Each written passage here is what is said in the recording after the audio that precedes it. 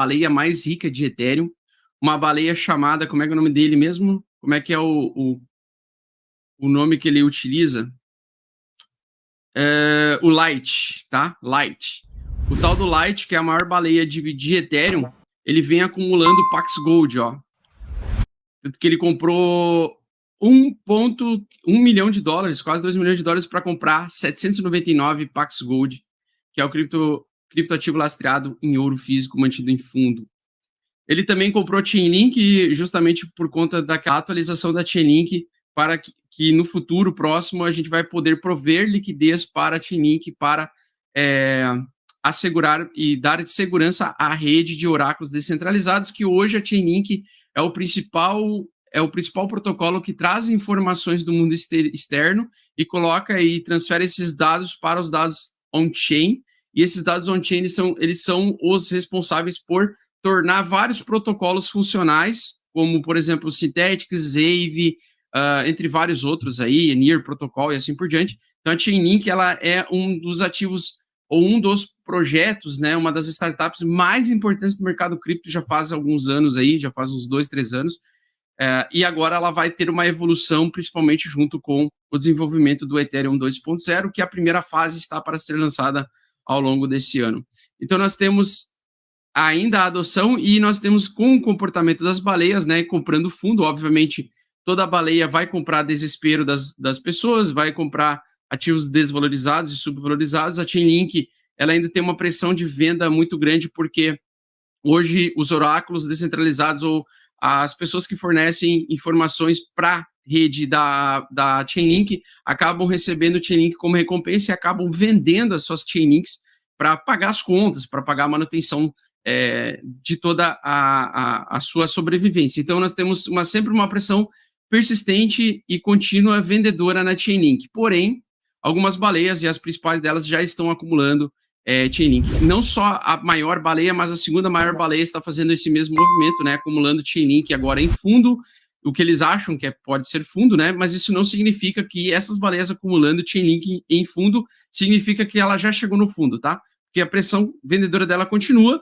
só que eles estão especulando e querendo acumular Chainlink para especular o futuro dessa atualização da Chainlink, que pode trazer bastante adoção e bastante interesse comprador para ela, sendo ela uma das maiores criptos aí do nosso mercado, tá? Deixa eu pegar aqui CoinMarketCap.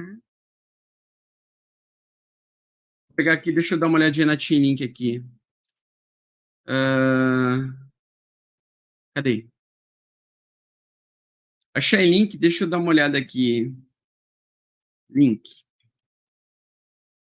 Em 23º lugar, capitalização de mercado 33 milhões de reais. Eu quero ver em dólar. Ó, 6 bilhões de market cap, realmente está bem subvalorizada, tá, pessoal? Ela já chegou a valer 50 dólares por unidade, tá? Então, imagina, você compra um ativo a 10 dólares, quando ela voltar para o topo anterior, e com certeza esse é um projeto que pode ter demanda suficiente futura para voltar o preço a valer 50 dólares, e justamente nesses períodos de grande queda é que realmente é interessante investir, né? Mas olhando assim, ainda tem pressão vendedora, ainda está em tendência de baixa, saiu desde maio do ano passado, ela tem uma queda forte, tá? Então, a link aqui, o USD. Então, ela tem uma queda muito forte desde o ano passado, desde maio do ano passado. Já caiu 78% do valor. Eu acredito que vai dar para comprar ela com 90% de desvalorização, creio eu, tá? Apesar aí das baleias já estarem acumulando e comprando Chainlink. Eu acho que uns 84%, talvez a 8 dólares, né?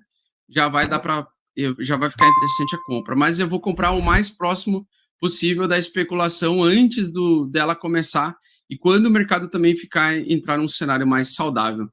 Veja que a tendência de baixa dela, ela já está no seu próprio inverno individual há um bom tempo. Deixa eu só ver se ela está no mensal já em baixa. Sim, ela acabou esse mês de entrar em tendência de baixa mensal, tá?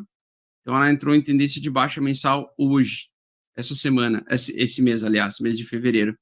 Ela perdeu o fundo anterior e está fazendo uma barra, então, de manutenção em fundo anterior. Aqui significa que se ela se manter abaixo dos 14 mil dólares, significa se ela se mantendo abaixo dos 14 mil dólares, ela permanece em bear market e evolui para o bear market mensal, tá?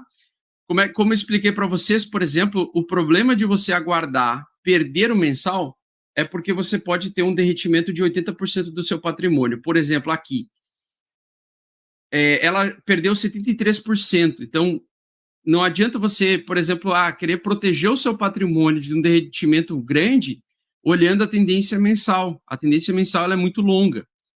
Então, a tendência mensal é você tomar decisões muito tardias e às vezes você vai ver o derretimento do seu lucro e do seu dinheiro, né? Dependendo do valor que você investe aí.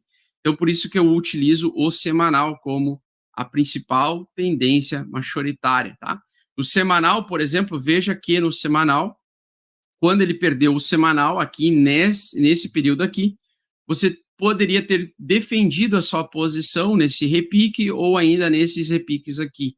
Você teve 3 oportunidades de sair da tendência de baixa semanal com um valor mais interessante, justamente na resistência semanal, tá? Então, você tem sempre a chance de ser mais com menos prejuízo ou com o prejuízo mais assegurado. Basicamente, o semanal, para mim, é o gráfico mais importante de todos. É o gráfico que eu tomo as principais decisões. Então, por exemplo, vale a pena você comprar um ativo que está em tendência de baixa no gráfico semanal, que pode evoluir para uma tendência de baixa mensal? Na minha opinião, não, porque a gente não sabe o quanto que, quando ele perde a tendência de baixa mensal, ele fica muito, mas muito feio.